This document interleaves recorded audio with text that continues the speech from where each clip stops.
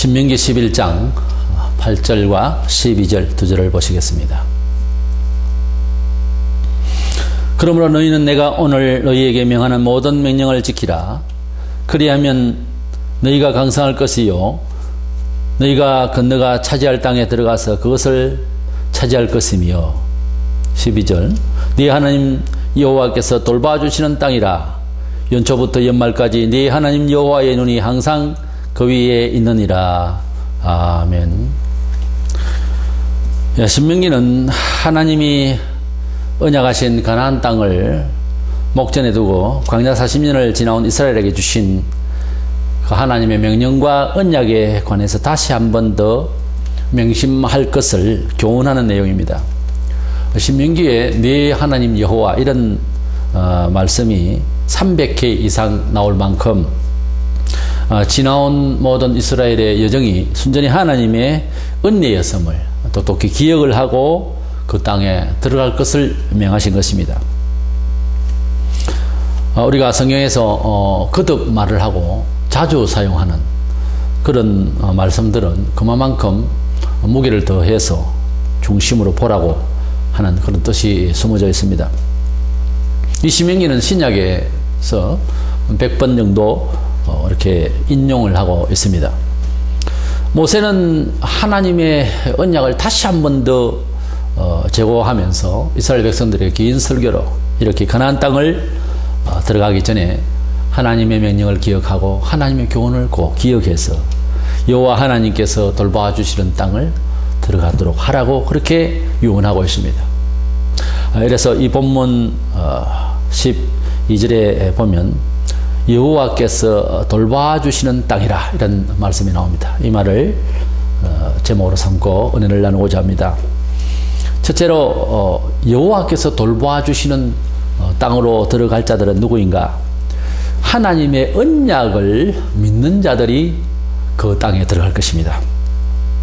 사실상 구약에서 말하는 이 가나안 땅은 신약의 우리에게는 하나님의 나라 천국을 상징하기도 합니다.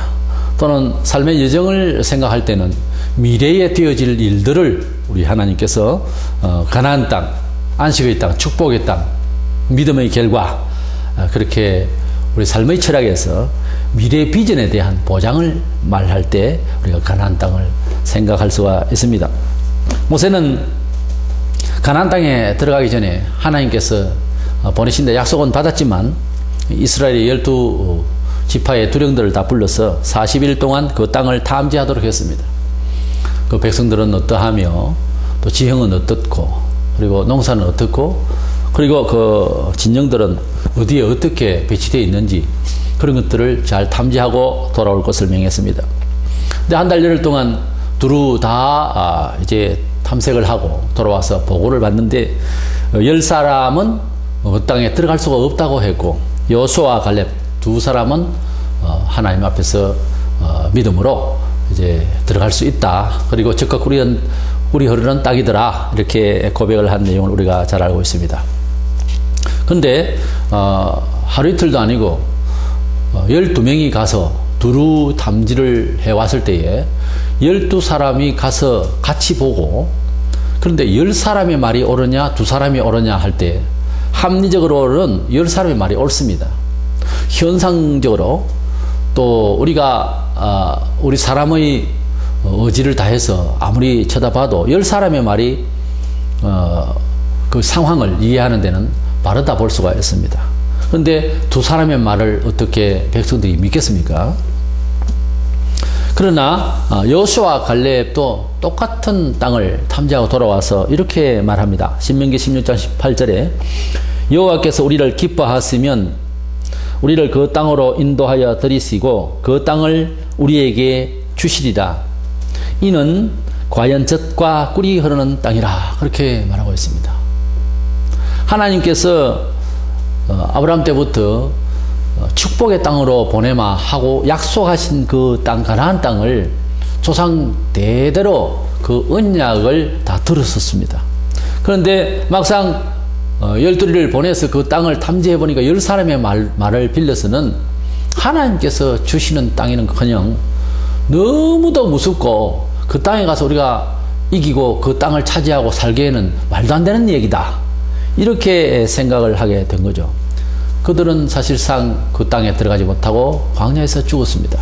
여호수아, 갈렙 이 두 사람은 하나님께서 기뻐하시면, 즉 하나님께서 언약하신 대로 이루신다면은 우리가 그 땅을 들어갈 수 있을 것이라고 이렇게 믿음을 가지고서 조상대대로 들었던 그 언약을 붙들고 그 땅을 바라보게 된 것입니다. 하나님께서 우리에게 뭐라고 이 세상을 말씀하셨고 또 기독교인에게는 어떻게 살라고 비전 감각을 주셨습니다. 그랬을 때 우리가 성도들이 살아가는 데 있어서 삶을 이해하려고 할 때에 여호수아, 갈렙처럼 주님께서 우리에게 주신 언약을 불신하고 이 세상을 바라보지 말고 하나님께서 우리에게 주신 언약을 쫓아서, 주님께서 주신 언약을 쫓아서 이 세상을 바라보는 관망의 눈을 가져야 된다고 말이에요. 그랬을 때에 그 여호수아, 갈렙의 말대로 결국은 가나안 땅에 들어가 승리하게 되고 하나님이 함께하여 주셔서 복된 땅이 됐던 것입니다. 사실상 가나안 땅은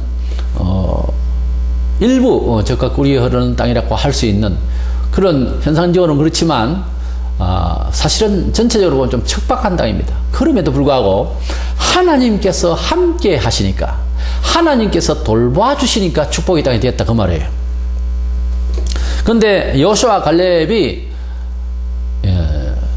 하나님의 말씀대로 이렇게 그 땅을 차지할 것을 믿음으로 고백한 것을 긍정주의자, 소위 철학적 긍정주의자들은 로버트 H. 슐러라든지 여의도의 그 조 모목사라든지 또는 조엘 오스틴, 그 긍정의 힘을 이야기하는 조엘 오스틴이나 이런 사람들이 말하는 그런 긍정적인 사고 방식을 가지고서 말한 것은 아니다고 말해요. 심리철학으로 한번 가보자, 잘 될 거야, 이런 의지가 순전히 마음속에서 스스로 만든 그런 의지가 아니고 분명히 한 달, 1년 동안 같이 봤기 때문에 들어가서 우리 힘으로는 이길 수가 없다는 것을 알았습니다. 그러나 하나님께서 그 땅을 우리에게 주시마 약속하신 그 언약을 믿었다 그 말이에요. 언약을 믿고 바라봤을 때는 하나님께서 이런 땅을 우리에게 주시기로 했구나, 이렇게 이제 생각이 바뀌는 거죠. 이것은 하나님 없이 불신자들도 생각하는 긍정적인 사고 방식으로 그 땅을 들어가는 것은 그건 무리입니다. 위험한 이야기예요. 그런 것이 아니고 하나님이 말씀하신 그 말씀에 기초해서 세상을 바라봤다. 하나님께서 주시는 미래의 땅을 바라봤다. 하나님께서 주시는 비전의 감각을 가졌다 그 말입니다. 때문에 하나님께서 주신 미래를 바라보는 눈이 우리에게 필요한 줄 믿습니다. 우리가 세상에서 오고 오는 세상 중에는 항상 그 시대의 가치관이 있고 새로운 비전이 또는 새로운 그러한 이슈가 일어납니다. 근데 사람이 가지고 있는 이 철학이 얼마나 두려운지 한 세대에 풍미했던 사람들이 지나고 나면은 또 그 주관들이 비판을 받습니다. 골로새서 2장 8절에 누가 철학과 헛된 속임수로 너희를 사로잡을까 주의하라. 이것은 사람의 전통과 세상의 초등학문을 따르며 그리스도를 따름이 아니니라. 그렇게 말하고 있습니다. 우리가 하나님의 말씀 밖에 어떤 신비적인, 심지어 천사가 와서 무슨 말을 했다 할지라도 사도를 통하여 준 이 복음 외에 다른 복음을 전하면 저주를 받는다고 갈라디아 1장 8절에 그렇게 말하고 있습니다. 우리가 세상에서 일어나는 또는 우리 한국교회의 과거와 다른 여러 가지 이슈가 되는 이런 것들이 하나님의 말씀대로 인가를 구분하면서 우리 자신을 돌이켜 봐야 됩니다. 우리 신앙이 하나님의 말씀에 벗어나서 얼마든지 그런 양 생각할 수가 있는 거예요. 유대인들도 예수님이 오셔서 그렇게 꾸짖고 그렇게 고민해도 못 알아들었습니다. 안 듣고 그렇게 불신하다가 멸망을 받았었습니다. 우리는 하나님의 말씀을 벗어나서도 종교생활이 가능합니다. 하나님의 말씀을 벗어나서도 기적도 나타난다고 성경에는 되어 있습니다. 때문에 하나님의 말씀이 먼저냐 결과가 먼저냐 하면 하나님의 말씀이 먼저입니다. 말씀을 붙들고 세상을 바라보고 말씀을 붙들고 앞날을 바라볼 때만이 잠든 우리의 비전이 있고 미래가 있고 하나님이 여호와께서 돌봐주시는 미래요 땅이요 하나님의 나라가 있다 하는 것입니다. 신명기 6장 6절에 오늘 내가 네게 명하는 이 말씀을 너는 마음에 새기고 그랬습니다. 하나님의 말씀을 우리 마음에 새기라. 디모데후서 3장 4절 14절에 그러나 너는 배우고 확신한 일에 거하라. 너는 네가 누구에게서 배운 것을 알며. 우리는 신앙을 전승하는 것이지 새롭게 만드는 것이 아닙니다. 주님께서 제자들에게 믿으라 하시고 제자들이 사도들에게 믿음을 전수하고 그래서 믿음이 사도적 신앙 개성이라고 믿음을 우리가 물려받는 것이지 새로운 믿음을 가지는 것은 아니다가 말이에요. 네가 누구에게 배운 것을 알며. 우리가 누구에게 배웠습니까? 우리가 어떤 식으로 배웠습니까? 그 초대교회의 아름다운 신앙은 다 없이 하고 오늘 이 세속에 맞춰서 살아가거나 어떤 사람의 철학에 우리가 녹아져서 엉뚱한 종교 생활을 한다면 얼마나 우리가 후회가 막심하겠느냐 그 말이에요. 그러므로 우리는 하나님의 언약을 붙들고 하나님께서 너희들을 인도하셨느니라. 광야에까지 너희들을 인도하신 분은 여호와 하나님이시니라. 그렇게 언약을 붙들고 가나안 땅으로 들어가야 할 것이라고 모세가 신명기에서 그렇게 강조해 주고 있었던 것입니다. 때문에 우리는 하나님의 말씀의 언약을 붙들고 이 시대에도 살아갈 때 진정한 하나님이 보호하시는 미래, 하나님의 나라, 하나님의 보호하시는 땅을 우리가 가게 될 줄로 믿습니다. 두 번째로는 그 여호와께서 돌보아 주시는 땅을 들어갈 자는 훈련을 받은 자만이 그 땅에 들어가게 될 것입니다. 이스라엘은 홍해의 기적을 통해서 광야를 지나가는 과정에 문제는 하나님이 선조들에게 약속하신 적과 꿀이라는 가나안 땅, 그 천국을 상징하는 안식의 땅에 가기 전에 애굽에서 살아왔던 그러한 삶의 방식, 그 체질을 바꾸어서 가야 하기 때문에 우리 상식적으로도 그렇습니다. 어떤 선수가 되려면은 그 입단하게 되면은 거기에 맞는 준비가 그 과정이 필요한 것입니다. 하나님께서 신전정치로 축복하시고 가나안 땅을 역사하시고 그들에게 주시고 복된 땅을 살도록 하기 위해서는 그때부터는 경작을 하고 거기에서 문화생활을 해야 되는데 하나님께서 그들이 애굽식으로 가나안 땅에 가서 그렇게 해버리면 이건 안 되기 때문에 하나님께서 애굽에 젖어있던 오랫동안 430년 동안의 종노를 하면서 그곳에 젖었던 모든 세속적인 애굽적인 사고를, 애굽적인 그러한 체질을 이제 하나님의 뜻대로 살아가는 사람으로 바꾸기 위해서 광야에서 씨름을 하고 룰을 주고 그렇게 인도하셨습니다. 사실상 그 가나안 땅을 가기까지는 신명기 1장 2절에 보면 10하루길이라 하기 때문에 얼마 한열이면 바로 갈 수가 있는 길이었습니다. 그러나 하나님께서는 이들을 테스트하고 이들을 훈련시켜야 되겠기에 이제 시작했는데 40년 동안이나 거기에서 빙글빙글 돌면서 그 하나님의 말씀 안에서 새로움을 입는 과정이 필요했었습니다. 그런데 여기에서 요수아와 갈렙과 그리고 아론의 아들 엘레사를 빼놓고 나면 전부 미성년자 외의 성인들은 전부 광야에서 다 죽었습니다. 그들이 애굽식의 사고방식, 불순종하는 그런 사고방식으로 가나안 땅에 가면 가나안 땅마저도 젖과 꿀이 흐르는 하나님께서 돌보아 주시는 땅이 안 되는 것입니다. 거기도 내나 세속화 되어버리고 엉망이 되기 때문에 그들을 다 광야에서 죽이고 말았습니다. 우리가 천국 가기 전에 우리 자신이 하나님 앞에서 변화되어야 할, 사람마다 다 약점이 있고 다 부족한 점들이 있는데 우리가 저마다 다 다른 그런 하나님의 권면을 받고 성화생활을 하고 성찰운동을 해야 되는 것입니다. 그리고 최선을 다해서 해도 죽기 전에는 우리 몸에서 그 죄된 모든 것을 다 씻고 깨끗한 영혼만 이제 하나님 나라에 가야 되기 때문에 어떤 사람은 죽음 직전에 아주 심한 병으로서 고충을 받는 사람, 또 어떤 사람 회개가 덜 된 사람은 회개가 덜 된 만큼 그런 고충을 다 이제 감내하면서 그래서 주님을 더 감사하면서 가게 됩니다. 죄를 짓고 회개도 안 했는데 천국 간다고 편안하게 그렇게 안 되는 것입니다. 우리가 미리 회개를 하고 하나님 앞에서 부름을 받을 때 편안하게 갈 수 있도록 그렇게 성찰 생활을 해야 되는 것입니다. 그 광야에서 지도자 모세마저도 가나안 땅을 바라보기만 하고 그는 비스가산 꼭대기에서 결국 부름을 받고 말았습니다. 몸이 아파서도 아니고 눈이 총총했고 그는 건강했었습니다. 그는 하나님은 이젠 때가 되어서 불러가셨습니다.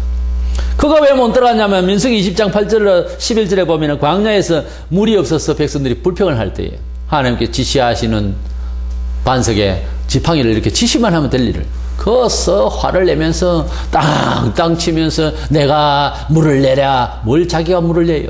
하나님 주시죠. 그러면서 화를 내면서 그렇게 한 것이 하나님 앞에서 불의한 일이었고요. 또 40일간 금식하며 하나님 앞에 받은 십계명 돌판을 가지고 내려오는데 백성들이 그걸 못 참고 우상을 만들고 난리를 치니까 화가 나서 그 하나님이 주신 직접 써가 주신 그 돌판을 집어 던져버려 깨버리는 이런 이제 욱하는 그 심정이 모세에게 아주 기질이 있었습니다. 그것이 나이가 그렇게 돼도 120살이 되고 해도 그 모양인 것입니다. 참 성격이 좋기가 힘든 것 같아요. 그래서 그는 하나님 앞에서 불의한 모습 이 두 가지가 있었기 때문에 그는 가나안 땅을 바라보기는 했지만 백성들이 저곳에 살겠다고 확인은 했지만 그는 결국 들어가지를 못하고 죽었습니다. 이와 같이 하나님 앞에서 훈련받아서 어릴 때부터 광야에서 태어나서 나이 40이 돼서 40년 동안 광야 훈련을 받고 들어간 이 사람들 또 그리고 그때 미성년자들 이런 사람들이 이제 훈련을 받아서 참 하나님의 이름으로 정말 훈련을 받아서 가나안 땅에 가서 이제 요단강을 건너고 여리고 성을 무너뜨리는 이 모든 것들이 다 믿음으로 역사가 되어서 그곳에서 하나님께서 역사하심을 따라서 축복을 받게 된 것입니다. 이와 같이 하나님 나라에 가게 될 우리들이 이 세상을 살면서도 미래에 대한 비전을 가지고 우리가 내일을 위해서 우리 자식을 위해서 우리의 장래를 위해서 비전을 가지고 하나님의 말씀에 근거해서 살아가려고 할 때에 본시 진리대로 산다는 것은 어려운 것이고 재미난 일은 결코 아닌 것입니다. 고독하고 힘들고 어려운 그런 과정이 필요한 것입니다. 십자가의 고난이 있고 영광의 면류관이 이 부활의 면류관이 이렇게 있듯이 우리 기독교는 뭔가 버리고 뭔가 손해보고 뭔가 죽고 얻게 되는 이런 원리로서 지금도 아무리 세상이 바뀌어도 그런 원리로 승리하게 되는 것입니다. 우리는 하나님 앞에서 이렇게 말씀 가운데서 하나님 앞에서 이런 훈련 가운데서 지금도 여전히 그렇게 살아야만 하는 것입니다. 이렇게 바로 살려고 하는 자를 하나님은 보시기를 신명기 32장 10절에 여호와께서 그를 황무지에서 짐승이 부르짖는 광야에서 만나시고 호위하시며 보호하시며 자기의 눈동자같이 지키셨도다. 우리를 그 어떠한 상황에서든지 고난을 잘 참고 훈련을 받고 하나님 뜻대로 살려고 하는 자를 당신의 눈동자처럼 지켜주신다는 거예요. 지난 시절에도 우리가 하나님의 은혜로 살아왔고 또한 새로운 세대에도 우리가 다가올 세대에도 하나님의 은혜로 살아야 할 것입니다. 그렇게 하려면은 하나님의 말씀대로 순종하며 하나님께서 이끄시는 대로 훈련받을 때에 하나님께서 당신의 눈동자처럼 지켜주시고 그래서 우리의 미래가 그래서 우리의 천국이 그래서 우리의 장래가 여호와께서 돌보아 주시는 그런 땅으로 우리를 기다리게 된다는 것이죠. 우리는 이 본문을 통해서 하나님께서 우리를 얼마나 참 사랑하시고 얼마나 우리를 당신의 뜻 가운데서 지켜주시려 하는지 이스라엘 백성들은 그 광야에서 그렇게 훈련을 받고 또한 마지막으로 신명기에서 그렇게 충고를 그리고 다시 한번 다짐을 받고 이제 가나안 땅으로 마침내 들어가게 될 때도 믿음의 역사를 따라서 요단강이 갈라지고 여리고 성도 그저 뱅뱅뱅 돌면서 그 성이 무너지게 되는 하나님의 놀라우신 역사가 믿음으로 온전히 하나님께 의지함으로써 가는 그들 훈련받은 그들이 결국은 승리에 또 승리를 기적에 또 기적을 이루면서 그 가나안 땅을 정복해 나가고 그곳에서 결국 정착을 하고 그곳에서 하나님께 영광을 돌리는 그런 은총의 땅을 차지하게 된 것입니다. 우리들도 여호와께서 돌봐 주시는 그 땅, 여호와께서 책임져 주시는 미래의 축복의 미래, 그 미래를 우리가 차지하기 위해서 주님의 말씀과 주님의 훈련을 잘 받아가는 저와 여러분 되시기를 축원합니다.